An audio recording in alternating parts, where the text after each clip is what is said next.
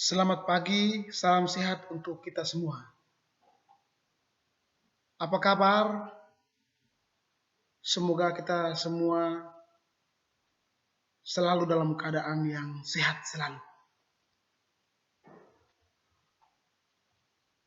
Seperti yang telah disampaikan pada pertemuan sebelumnya di awal semester ini, bahwa untuk semester genap tahun pelajaran 2020-2021, kita belum bisa melakukan kegiatan belajar mengajar dengan tatap muka karena masih dalam situasi kondisi pandemi COVID-19.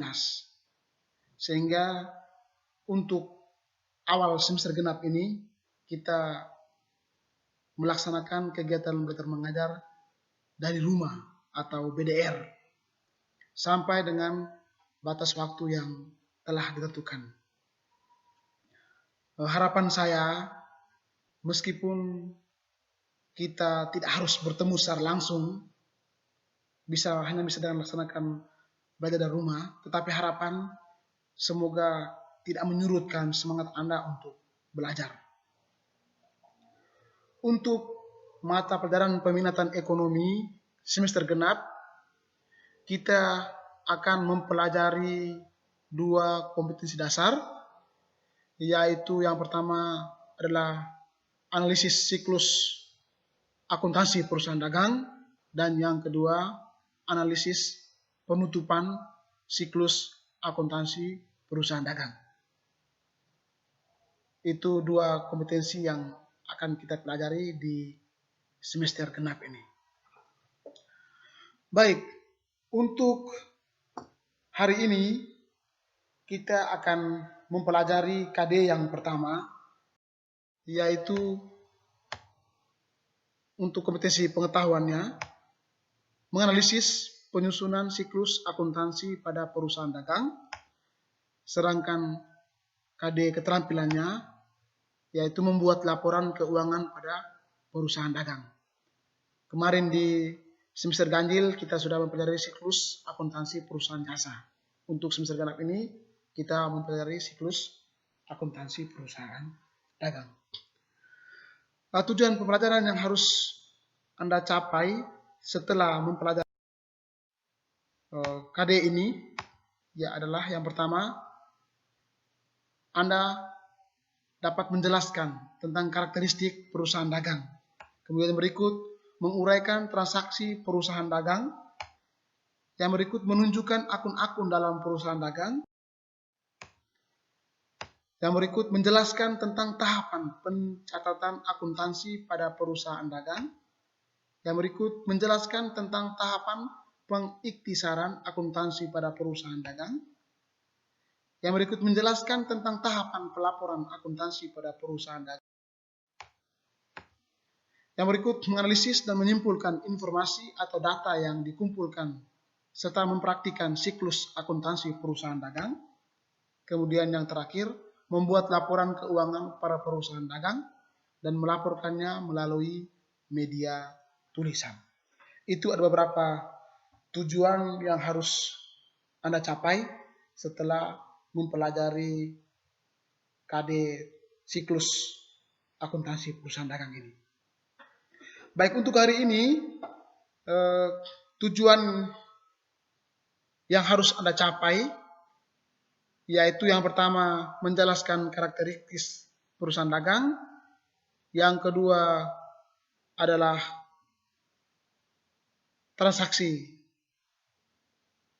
perusahaan dagang, kemudian yang ketiga adalah Anda harus bisa menunjukkan akun-akun pada perusahaan dagang.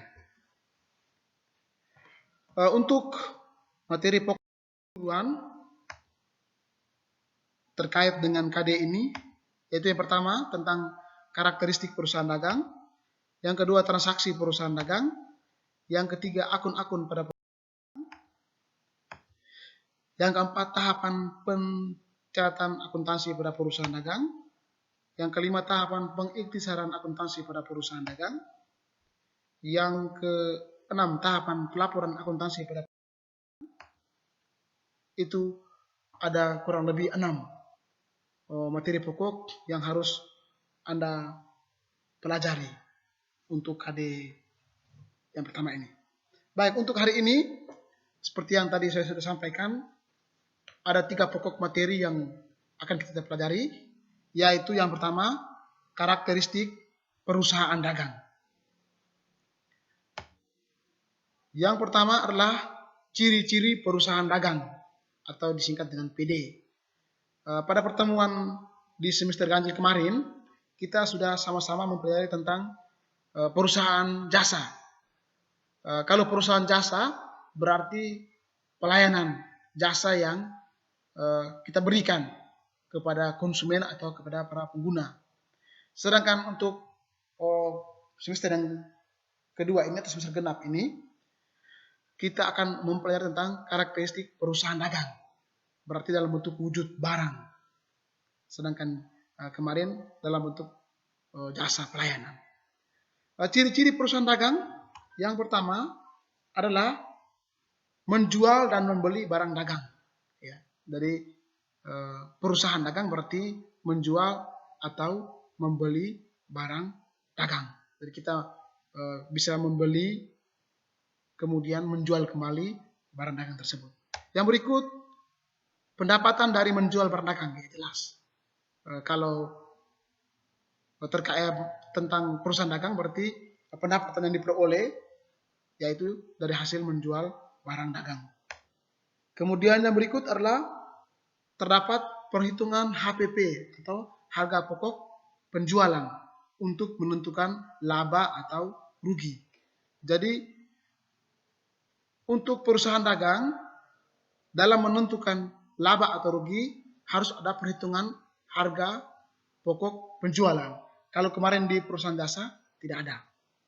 Dia tanpa harus menentukan harga pokok penjualan untuk menentukan laba atau rugi perusahaan tersebut. Kemudian yang berikut, ciri-ciri berikut adalah mencari laba. Ya jelas, sudah pasti setiap usaha, baik usaha jasa maupun usaha dagang, pasti tujuannya adalah untuk mencari laba. Yang berikut adalah syarat penyerahan dan pembayaran barang. Syarat penyerahan barang dan pembayaran barang. Yang pertama adalah syarat penyerahan barang. Dalam transaksi jual beli barang dagang, ada syarat-syaratnya. Ada syarat penyerahan barang dan ada syarat pembayaran barang. Syarat penyerahan barang yang pertama ada yang dikenal dengan FOB atau free on board. Ya, free on board. Syarat penyerahan barang ini artinya penjual dari luar negeri menanggung biaya pengiriman dari pelabuhan muat miliknya hingga ke pelabuhan bongkar yang digunakan oleh pembeli. Artinya, apabila kita membeli barang dengan syarat penyerahannya adalah free on board, maka ongkos transport kapal di pelabuhan dari asal barang tersebut atau dari penjual sampai ke tangan pembeli itu menjadi tanggung jawab penjual. Artinya penjual dia menanggung segala biaya pengiriman dari pelabuhan barang tersebut diberangkatkan. Itu dikenal dengan syarat penyerahan barang free on board. Kemudian syarat yang kedua, FOB shipping point atau franko gudang penjual. FOB yaitu free on board shipping point atau dikenal dengan franko gudang penjual. Syarat penyerahan ini artinya pihak pembeli menanggung biaya angkut pengiriman barang dari gudang penjual sampai ke gudang pembeli. Artinya, barang yang dibeli pada saat barang tersebut diambil atau diangkut dari gudang penjual sampai ke gudang pembeli itu menjadi tanggung jawab kita pembeli. Kemudian yang berikut adalah FOB Destination Point atau Franko gudang pembeli. Franko gudang pembeli artinya pihak penjual menanggung semua beban pengiriman barang dari gudang penjual sampai ke gudang pembeli. Jadi franko gudang pembeli ini penjual yang menanggung, pembeli kita siap terima di tempat. Itu yang disebut dengan franko gudang pembeli atau FOB Destination Point. Itu yang syarat yang ketiga. Kemudian syarat yang keempat, cost, freight, and insurance. Syarat ini artinya bahwa penjual hanya menanggung biaya pengiriman dan asuransi atas barang. Jadi penjual dia menanggung biaya pengiriman barang dan juga kerugian. Misalnya barang yang kita beli sampai di tangan kita ketika ada rusak, hilang, itu menjadi tanggung jawab penjual. Dari penjual syarat ini artinya bahwa penjual bertanggung jawab terhadap biaya pengiriman dan juga asuransi kerugian apabila barang tersebut rusak, hilang atau dicuri. Itu menjadi tanggung jawab pihak penjual. Itu tentang syarat penyerahan barang. Yang berikut syarat pembayaran barang. Syarat pembayaran barang dalam perusahaan dagang ada beberapa syarat. Yang pertama, tunai atau kontan. Tunai atau kontan ini artinya barang yang kita beli itu langsung dibayar, cash. Barang kita terima, uang kita serahkan atau kita beri kepada para penjual. Itu yang disebut dengan tunai atau kontan. Syarat yang kedua, N/30. Nah, N/30 artinya barang tersebut pada saat kita beli, pembayarannya dilakukan paling lambat 30 hari setelah tanggal transaksi. Dari kita beli misalnya hari ini tanggal 5 misalnya, atau tanggal 12 misalnya. Maka kita hitung 30 hari ke depan itu tanggal berapa. Baru itu batas terakhir untuk kita bayar. Jadi bisa bayar besok atau lusa boleh, tetapi syaratnya adalah harus paling lambat 30 hari setelah tanggal transaksi. Itu N/30. Itu artinya bahwa syarat pembayaran barang dilakukan adalah 30 hari setelah tanggal transaksi. Syarat yang ketiga, N/EOM.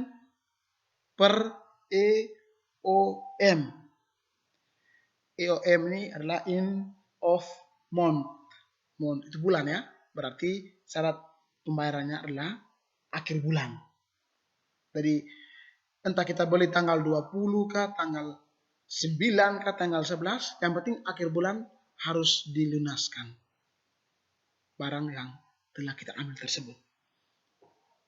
Kemudian syarat berikut adalah N/10 EOM. Artinya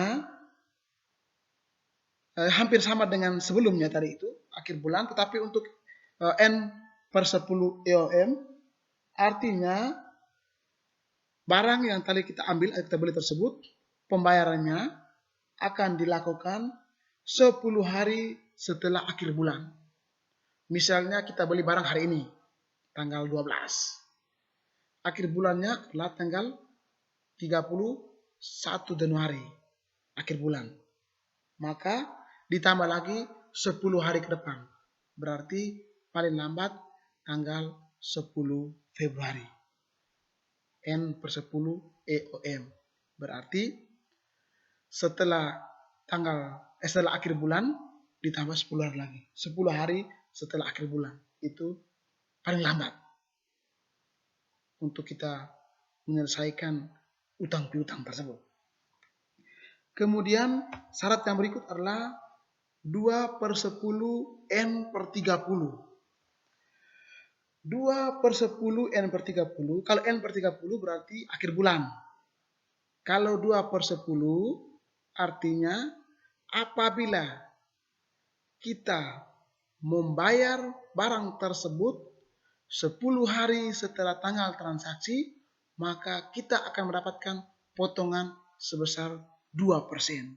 Dari 2 di atas itu adalah 2%, 10 itu adalah 10 hari, N per 30 adalah 30 hari. Jadi, apabila kita membeli barang pada tanggal 12, maka apabila kita, sudah pasti barang ini kita beli secara kredit. Dari syarat tunai atau kontan, sedangkan syarat yang berikut N per 30, N per EOM, dan seterusnya, itu adalah syarat pembayaran secara kredit. Artinya barang kita sudah ambil, uangnya kita belum bayar. Itu dengan syarat N per 30 sampai dengan yang terakhir 2 per 10 N per 30 ini.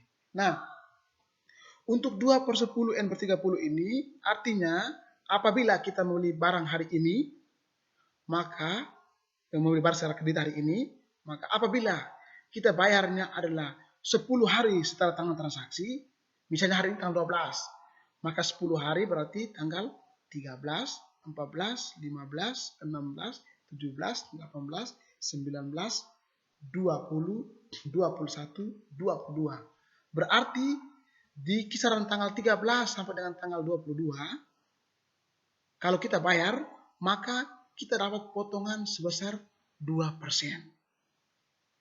Tetapi kalau kita bayar sampai dengan 30 hari setelah tanggal transaksi, maka kita tidak dapat potongan sebesar 2%. Jadi kalau misalnya kita beli barang kredit 10 juta misalnya.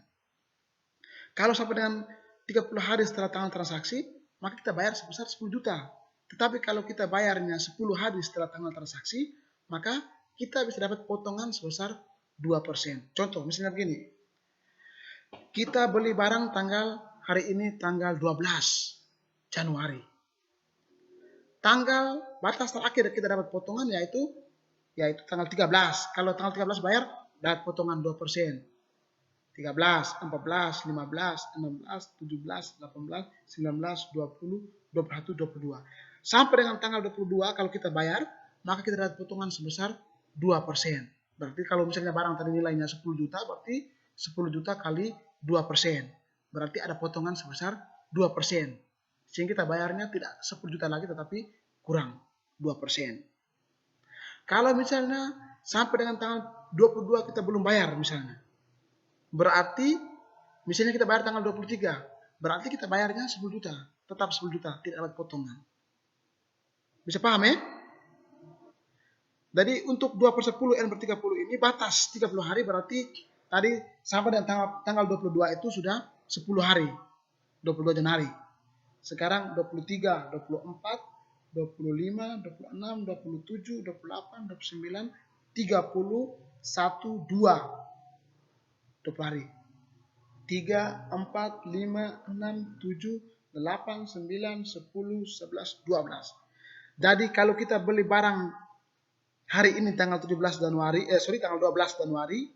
maka paling lambat kita harus bayar adalah tanggal berapa tadi? 12 ya, 12 Februari. Kalau sampai 12 Februari baru kita bayar, maka kita tidak dapat potongan 2%. Tetapi kalau kita bayar di antara kisaran tanggal 13 sampai dengan tanggal 22 Januari, maka kita dapat potongan 2%. Bisa paham ya? Ya, bisa. Kalau tadi N per 30 berarti kita beli tanggal 12 hari ini, batas waktunya adalah tanggal 12 Februari. Itu batas terakhir untuk kita bayar. Kalau N per EOM berarti sampai dengan akhir bulan. Berarti sampai dengan tanggal 31 baru kita bisa bayar, boleh.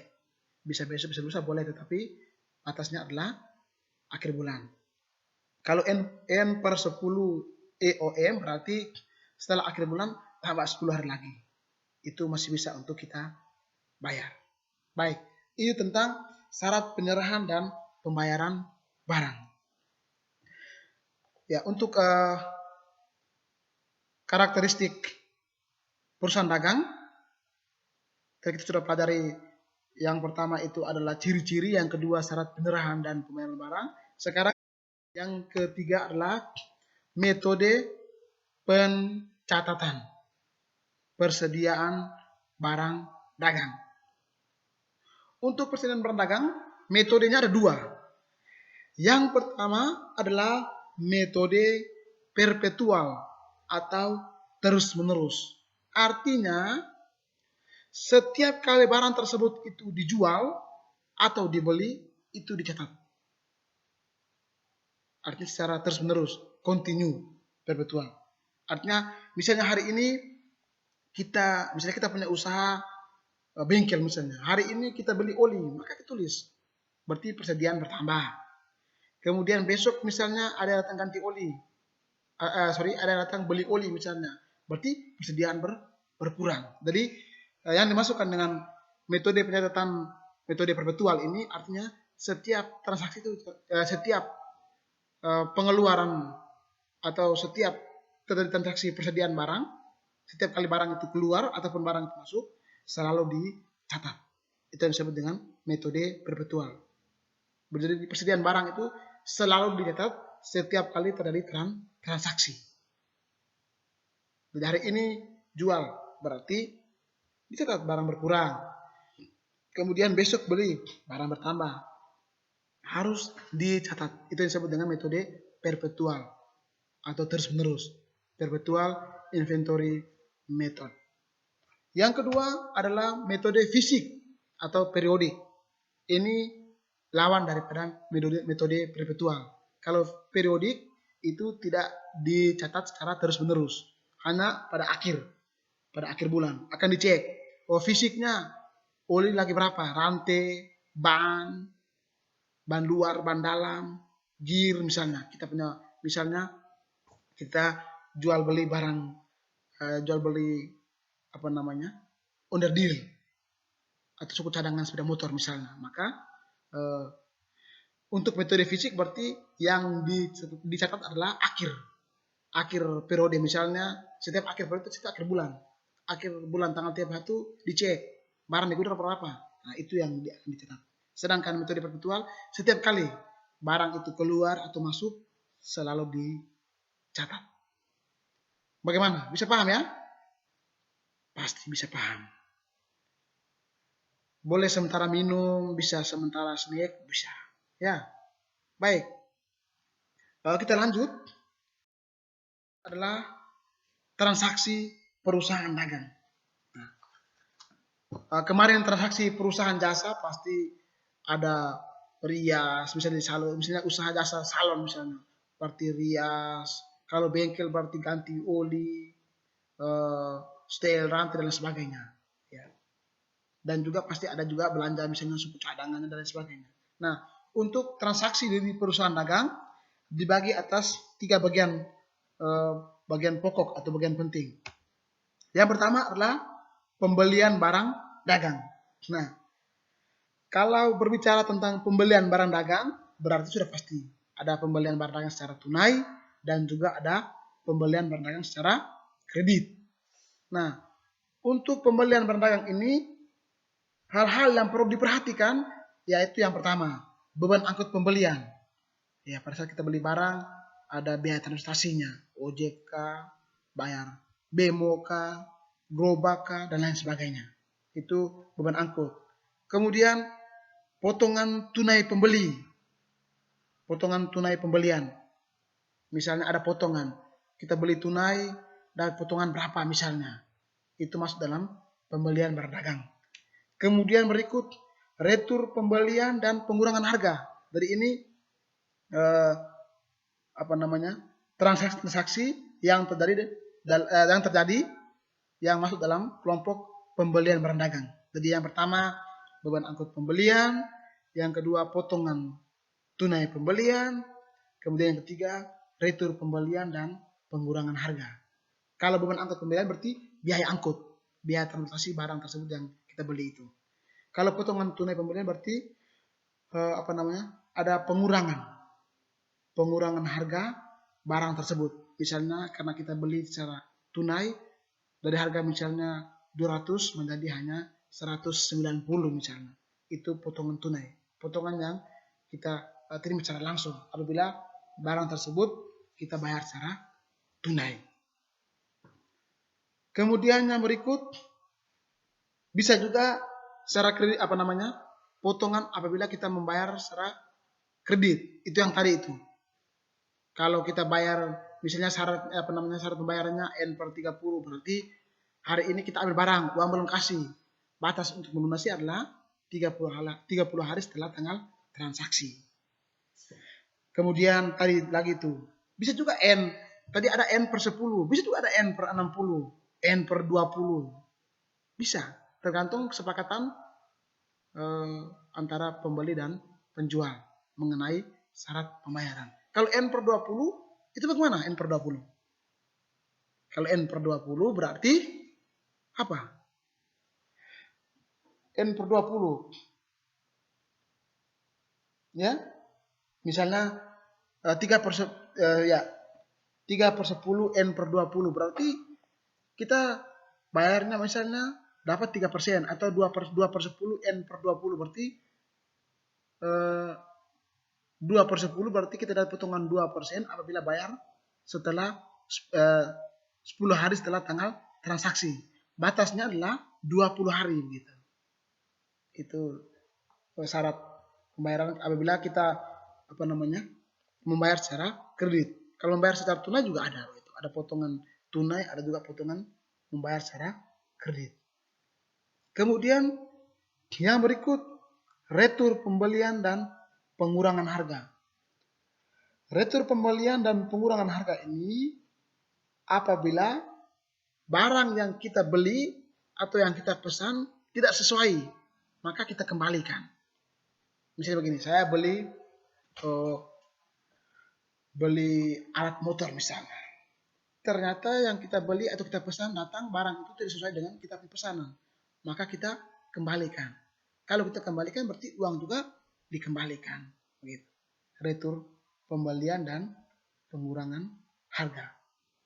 Ya, itu transaksi yang masuk dalam kelompok pembelian barang dagang. Jadi ada beban angkut pembelian, ada potongan tunai pembelian, ada retur pembelian dan pengurangan harga.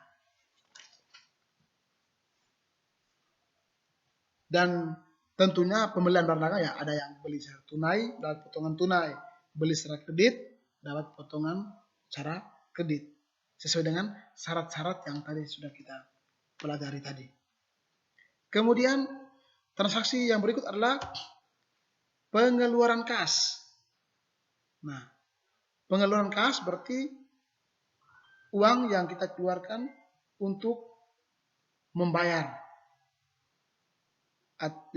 ongkos transportasi atau membayar utang atau tadi membeli barang dan lain sebagainya. Itu yang disebut dengan pengeluaran kas. Pengeluaran kas artinya uang yang kita keluarkan secara tunai atau secara cash. Itu yang masuk dalam kelompok pengeluaran kas. Jadi yang masuk dalam pengeluaran kas itu misalnya uang yang kita keluarkan untuk melunasi utang, uang yang kita keluarkan untuk bayar gaji karyawan misalnya, uang yang kita keluarkan untuk membeli barang misalnya, dan lain-lain. Yang sifatnya adalah tunai. Kalau omong tentang pengeluaran kas berarti uang yang dikeluarkan secara tunai. 1.000, 2.000 dan seterusnya. Itu tentang pengeluaran kas. Yang berikut adalah penjualan barang dagang. Transaksi penjualan barang dagang. Tadi pembelian barang dagang. Kalau penjualan barang dagang berarti sama. Dia punya item-itemnya hampir sama. Contoh, potongan tunai penjualan. Potongan tunai penjualan. Berarti potongan yang diberikan pada saat melakukan penjualan barang dagang secara tunai. Kemudian ada retur penjualan dan pengurangan harga. Nah, apabila misalnya pengiriman barang yang tidak sesuai dari tadi misalnya pembeli dia pesan barang, kemudian kita sebagai penjual kita kirim barangnya sampai di tangan pembeli, ternyata barang tersebut tidak sesuai dengan keinginan pembeli, maka pembeli kembalikan barang tersebut. Nah, barang yang dikembalikan pihak penjual kita sebut dengan retur penjualan, pihak pembeli disebut dengan retur pembelian. Begitu. Jadi kalau barang yang tadi kita sudah kirim kemudian tidak sesuai, pembeli dikembalikan, kita sebut dengan retur penjualan. Kemudian pembeli disebut dengan retur pembelian. Ya. Juga termasuk tadi. Jadi untuk penjualan barang dagang itu, yang pertama potongan tunai penjualan. Misalnya barang kita jual tadi 10.000 misalnya. Kemudian pembeli dia beli langsung dikasih uang cash 10.000. Berarti ada potongan tunai. Berarti misalnya barang tersebut nilainya menjadi hanya 9.000 karena ada potongan 1.000 misalnya dan lain sebagainya. Kemudian tadi yang berikut tadi adalah retur penjualan dan pengurangan harga. Berarti terjadi potongan atau pengurangan harga barang yang tadi kita sudah kirim ke pembeli, ternyata barang tersebut tidak sesuai, dikembalikan, kita sebut dengan retur penjualan, pembeli disebut dengan retur pembelian atau pengurangan harga. Ya. Nah, untuk penjualan barang dagang ini juga sudah pasti. Ada barang yang dijual secara tunai, ada juga barang yang dijual secara kredit. Begitu. Kemudian berikut adalah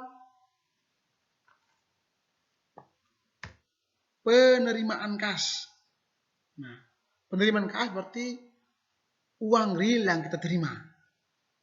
Uang real yang kita terima ini bisa juga kita jual barang secara tunai, bisa juga pembeli dia bayar utang ke kita, atau kita sebut dengan terima pelunasan piutang, atau pendapatan lain misalnya pendapatan bunga dari uang yang kita simpan barangkali di bank, ada bunga barangkali, itu yang kita sebut dengan penerimaan kas. Jadi yang termasuk dalam penerimaan kas ini adalah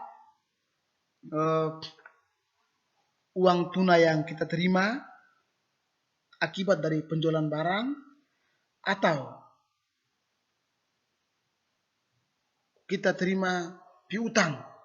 Misalnya kita kemarin jual barang, pembeli sudah ambil, uang belum kasih, hari ini baru dia kasih. Itu kita sebut dengan penerimaan kas, yaitu penerimaan pelunasan piutang. Artinya pembeli dia bayar dia punya utang, kita sebut dengan piutang. Atau bisa juga penerimaan kas, uang yang kita terima dari luar usaha pokok kita, misalnya kita berusaha jual onderdil motor misalnya. Penerimaan di luar kas itu misalnya uang yang kita simpan di bank berbunga. Bunga itu kita sebut dengan pendapatan bunga. Karena pendapatan itu bukan pendapatan pokok, itu karena pendapatan bunga, uang yang kita simpan, bunga daripada uang yang kita simpan. Ya.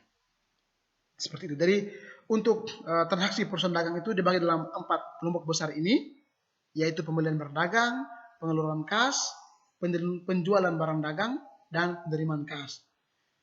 Pembelian barang dagang di situ masuknya adalah pembelian barang dagang secara tunai, pembelian barang dagang secara kredit, kemudian beban angkut pembelian, ada potongan pembelian, potongan tunai pembelian atau potongan pembelian, kemudian ada retur pembelian dan pengurangan harga. Sedangkan yang kedua adalah pengeluaran kas, berarti sejumlah uang yang kita keluarkan. Bisa juga untuk membeli barang, bisa melunasi utang, bisa membayar gaji karyawan, dan lain sebagainya. Itu pengeluaran kas. Penjualan barang dagang, ya berarti adalah penjualan secara tunai dan penjualan secara kredit.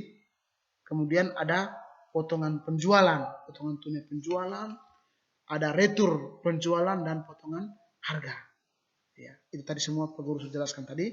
Ini hanya ulangi, penegasan lagi. Kemudian yang terakhir adalah penerimaan kas. Penerimaan kas itu seperti terima hasil penjualan barang dagang, atau terima dari pelanggan yang melunasi utangnya, yang kita sebut dengan piutang, atau penerimaan kas dari luar usaha pokok kita, misalnya pendapatan bunga. Ya, itu tentang transaksi perusahaan dagang. Sekarang kita lanjut kepada poin yang terakhir, akun-akun pada perusahaan dagang. Nah, akun-akun yang ada perusahaan dagang itu, yang pertama, pembelian. Akun pembelian. Akun pembelian itu tadi, kita beli barang secara tunai kah, beli barang secara kredit kah, itu masuk dalam akun pembelian. Kemudian berikut, akun penjualan. Juga sama. Kita jual barang secara tunai atau jual barang secara kredit. Berikut, potongan pembelian. Artinya potongan yang kita peroleh pada saat kita membeli barang tersebut atau pada saat kita melunasi barang tersebut. Itu disebut dengan potongan pembelian. Jadi potongan pembelian itu bisa kita peroleh pada saat kita beli secara tunai, bisa juga potongan pembelian pada saat kita melunasi barang tersebut sebelum jatuh tempo. Contoh tadi itu. Misalnya syaratnya adalah N per 10, 2/10 N per 30.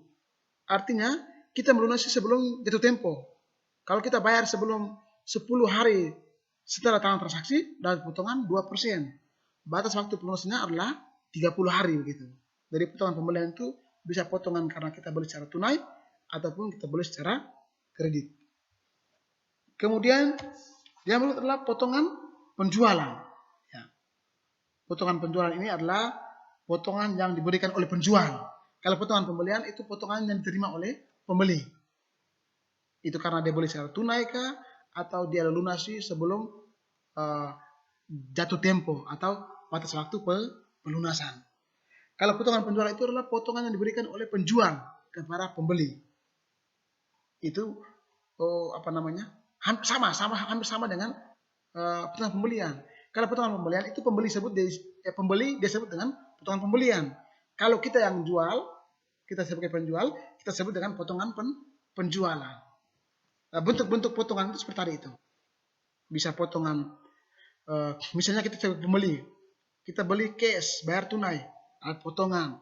Penjual disebut dengan itu potongan penjualan. Gitu.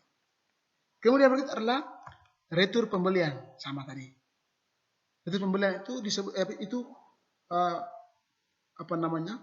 pengurangan harga yang diterima oleh pembeli. Contoh tadi itu, misalnya barang yang tadi dia sudah pesan, kita sebagai penjual kirim tidak sesuai, dia kembalikan. Maka pembeli disebut dengan retur pembelian. Kita yang penjual kita sebut dengan retur penjualan. Kemudian yang berikut adalah retur penjualan ya tadi sudah. Jadi retur penjualan dan retur pembelian itu ada keterkaitan. Sama juga dengan potongan pembelian dan potongan penjualan. Kalau retur penjualan itu potongan yang kita beli, yang kita berikan kepada pembeli. Mungkin karena dia bayar tunai kah, atau karena dia bayar sebelum jatuh tempo kah, itu yang kita sebut dengan potongan retur penjualan. Akun berikut adalah biaya angkut pembelian ya. Jelas tadi ya, sudah disampaikan tadi. Biaya yang kita berikan pada saat membeli barang, biaya angkut. Berikut ada biaya pengiriman atau biaya angkut penjualan. Iya. Itu tadi seperti sesuai dengan syarat penyerahan barang tadi itu. Kalau barang tersebut itu menjadi tanggung jawab penjual, maka itu penjual sebut dengan biaya pengiriman. Misalnya barang kita kirim ke, misalnya di Jakarta kirim ke Lembata misalnya. Kalau itu menjadi tanggung jawab penjual, maka penjual sebut dengan biaya pengiriman.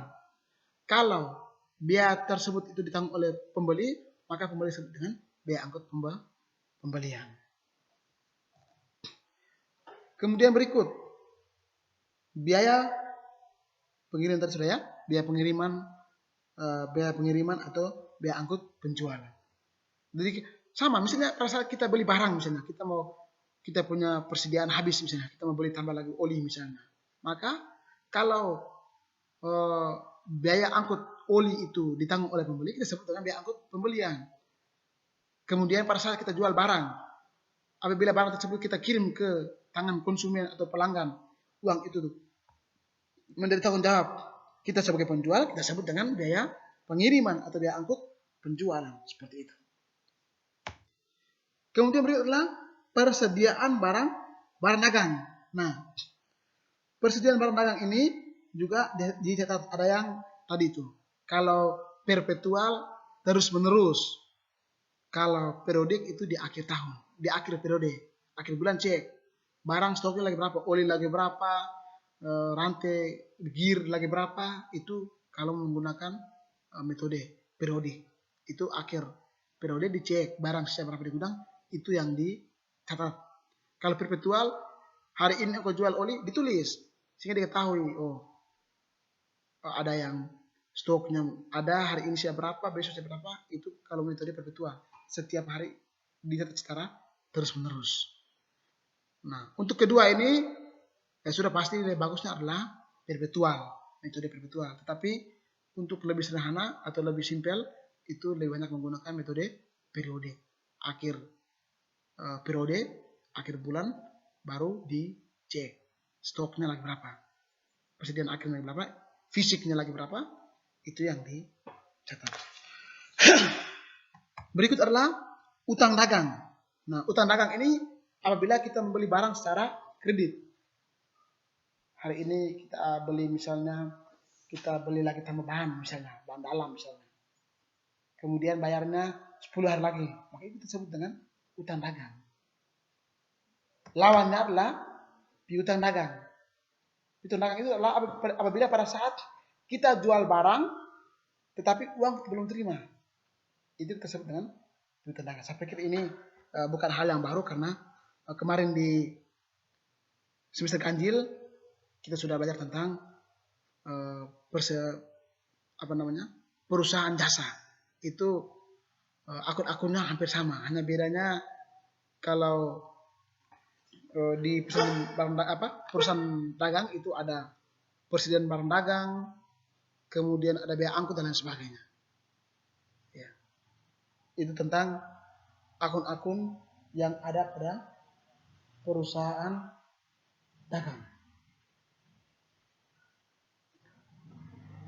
Baik, jadi untuk hari ini tadi kita sudah belajar sama-sama mulai dari karakteristik perusahaan dagang, transaksi perusahaan dagang, dan juga ada akun-akun pada perusahaan dagang. Untuk hari ini cukup sekian dulu. Tetapi sebagai bahan evaluasi untuk mengetahui daya serap Anda terhadap materi yang tadi sudah disampaikan tadi itu, tugas pertama adalah Anda berkunjung ke toko atau kios yang ada di sekitar tempat tinggal Anda.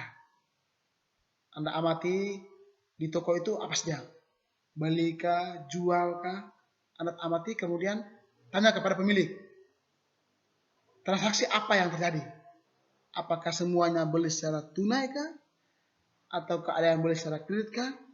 Dicatat semua. Atau mungkin ada yang datang kembalikan barang karena tidak sesuai barangkali. Anda tulis semua transaksi yang terjadi di kios atau toko tersebut. Kemudian Anda catat transaksi hasil amatan Anda. Hasil pengamatan Anda itu dan tanya jawab Anda dengan pemilik itu Anda tulis di buku tugas. Kemudian transaksi-transaksi yang tadi itu Anda kelompokkan, Anda klasifikasikan. Mana yang penerimaan kas, mana yang pengeluaran kas, mana pembelian barang dagang, mana penjualan barang dagang. Bisa diklasifikasikan. Bisa ya? Pasti bisa. Gampang saja nih. Ke toko Anda amati, buat apa saja itu? Beli kah, jual kah, beli tunai kah, beli kredit kah, dan sebagainya itu. Anda catat semua, kemudian Anda klasifikasikan transaksi yang terjadi dalam toko tersebut ke dalam jenisnya masing-masing. Kemudian Anda tulis hasil klasifikasimu dalam buku tugas dan dikumpulkan. Paling lambat akhir pekan. Jadi hari Sabtu paling lambat sudah dikumpulkan. Jadi setiap minggu tugas kita lakukan pembayaran seperti ini. Kemudian ada tugas Anda kerjakan, Anda kumpulkan. Bisa besok kumpul juga boleh. Setiap hari ada beberapa guru yang ada di sekolah. Sehingga Anda bisa datang untuk mengumpulkan. Kalau piket nanti mulai minggu depan itu ada sistem piket. Jadi Bapak guru tidak setiap hari semua hadir. Ada yang hadir pada hari-hari tertentu sesuai dengan jadwalnya. Kalau saya, guru hadirnya hari Senin. Piketnya hari Senin. Dari tugas paling lambat hari Sabtu itu dikumpulkan di sekolah. Nanti baru Bapak Ibu guru pengasuh mata pelajaran akan mengambil untuk melakukan pemeriksaan dan memberikan penilaian. Nah, itu tentang tugas itu. Jadi untuk hari ini mungkin sekian dulu. Selamat pagi dan sampai jumpa. Terima kasih.